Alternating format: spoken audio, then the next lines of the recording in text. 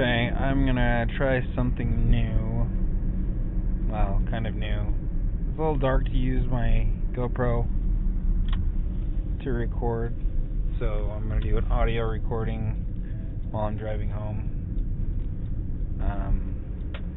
Today is December 9th. Is it the 9th? Yeah, December 9th, 2016. I'm listening to Mosiah, chapter 13.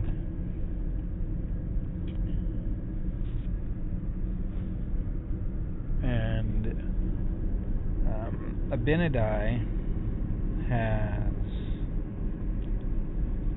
been taken in front of King Noah, and they have decided that they're going to kill him.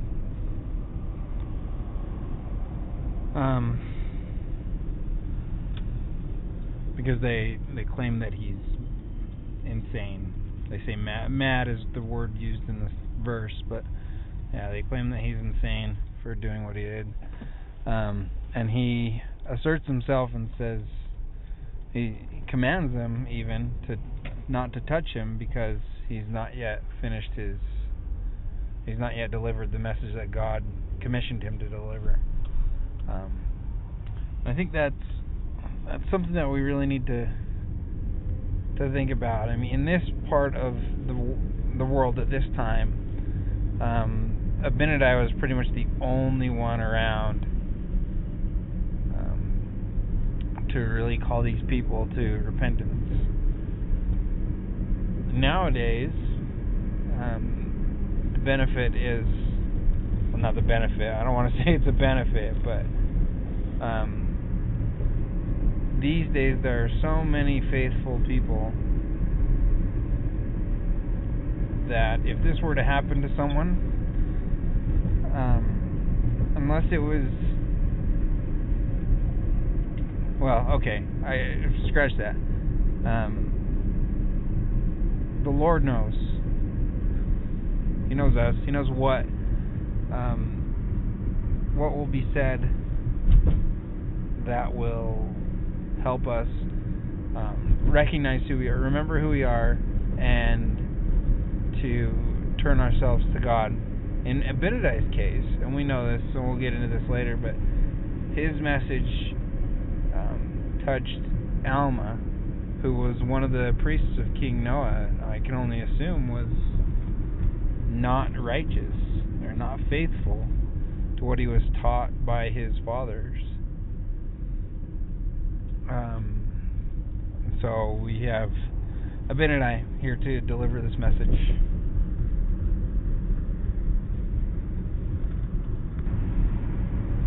Alright, so then Mosiah goes into teaching, or at least reviewing, the 10 commandments that were given, which are the law of Moses. The verses that he addresses is, "Thou shalt not take the name of the Lord thy God in vain."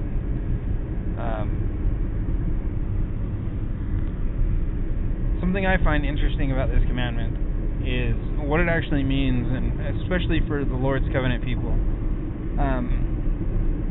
When we enter into baptism, we take upon us the name of the Lord.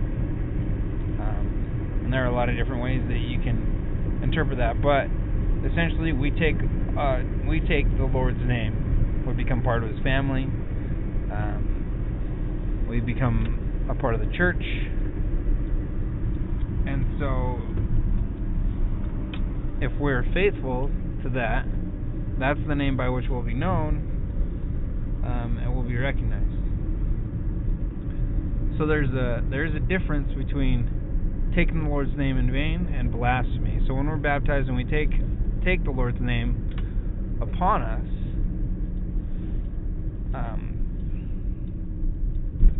if we do that, the vanity would be doing that to I'm going to go out and say be accepted by men.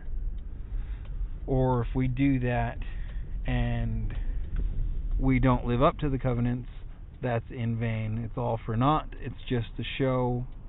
So, pretending to commit to the Lord's way is the way I understand that commandment. So we shouldn't take upon the Lord's name in vain, or we shouldn't take it upon ourselves in vain. The difference between that and blasphemy would be misusing the Lord's name, or using it as an explicative, or using it as a swear word, I guess, or an exclamation to something that has no relation to the Lord or to God.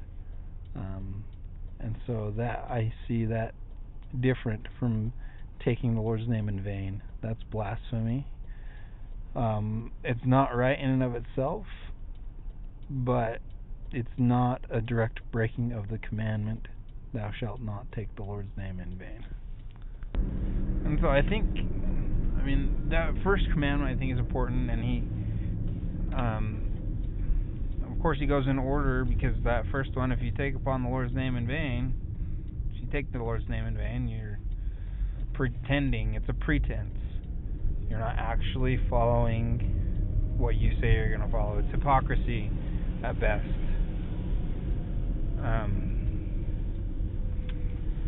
And that's exactly what King Noah and his priests are doing. They're holding themselves in this high state, or this high social class, because of the positions they hold, because they have this holier than thou attitude, I think. They look down on everyone else. They charge them taxes, which is really ironic, because they're living under a heavy tax burden by the Lamanites, just to keep their lands. So it's kind of ironic that way. Anyway, I'm going to finish this later. So those are my thoughts on part of Mosiah chapter 13.